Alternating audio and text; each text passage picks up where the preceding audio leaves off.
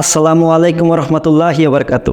প্রিয় দর্শক, আশা করি আপনারা সকলেই ভালো আছেন। আমি মোহাম্মদ রুহুল আমিন বলছি। প্রিয় দর্শক, হতাশা দুশ্চিন্তা কিভাবে কমাবেন, এই ভিডিও দেখলে আপনাদের হতাশা দুশ্চিন্তা কমে যাবে ইনশাআল্লাহ।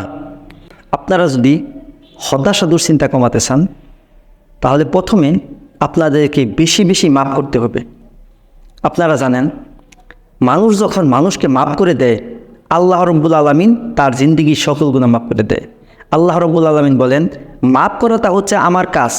তিনি বান্দা হয়ে বান্দাকে মাফ করে দিল, এ ফেরেশতারা তুমি সাক্ষী থেকেও, আমিও তার জিন্দেগির সকল গুনাহ মাফ করে দিলাম।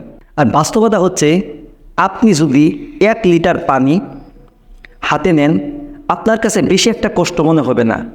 আপনি যদি এই পানিটাকে সবসময় হাতের ভিতরে রাখেন, কতক্ষণ পর দেখবেন যে 5 কেজির চেয়ে বেশি মনে হচ্ছে। কারণ আমরা যদি কারো দ্বারাতে কষ্ট পাই, দেখবেন কতক্ষণ পর পর কিন্তু এই কথাগুলি মনে হয়।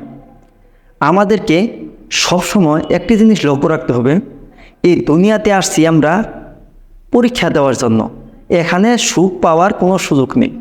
যদি আপনি সুখ পেয়ে যান তাহলে আলহামদুলিল্লাহ, না পাইলেও কোনো ক্ষতি নেই। এই জন্য আপনাকে বেশি বেশি মাফ করার অভ্যাস থাকতে হবে। আর আপনি একটা জিনিস লক্ষ্য রাখবেন যে এই দুনিয়াতে আমি যারে যত বেশি উপকার করব, তিনি আমাকে তত কষ্ট দিবেন।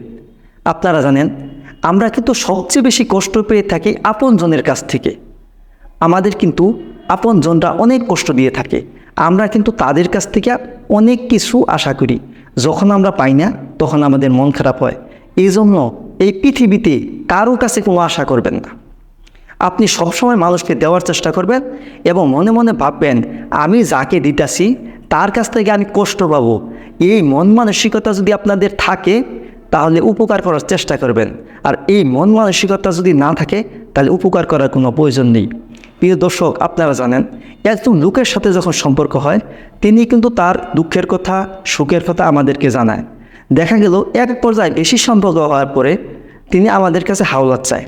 যদি প্রিয় দর্শক হাওলাত দেন, দেখবেন আপনি ওই টাকা পাওয়া যে কত কষ্ট, তখন দেখা যায় বন্ধুবান্ধবের ভিতরেই ঝগড়া লেগে যায়। এই জন্য মানুষকে যদি হাওলাত দেন, ওইটা পাওয়ার আশা করবেন না। মানে এটা ভাববেন যে এটা দিবে না, যদি দেয় আলহামদুলিল্লাহ, যদি না দেয় কোনো ক্ষতি নেই। এজন্য এই দুনিয়াতে যে যত বেশি মুমিন তার তত বেশি কষ্ট।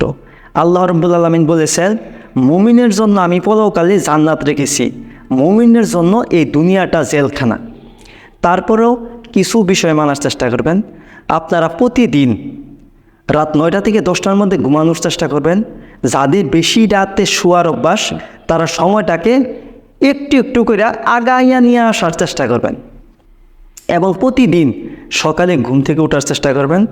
যারা মুসলমান ধর্মের আছেন, তারা সকালে ফজর নামাজ পড়ে কিছু সময় ঘাসে হাঁটার চেষ্টা করবেন, শরীরে রোদ লাগানোর চেষ্টা করবেন এবং শ্বাসের ব্যায়াম করবেন এবং বরফ থেরাপি করবেন। আপনারা এই ভিডিওগুলো বেশি বেশি শেয়ার করবেন, যেন আপনাদের বন্ধুবান্ধব, আত্মীয় স্বজন ভিডিওগুলোর দিকে উপকৃত হতে পারে। আপনারা যে যেখানে আছেন সবাই ভালো থাকুন, সুস্থ থাকুন। আসসালামু আলাইকুম রহমতুল্লাহি ওয়া বারাকাতুহু।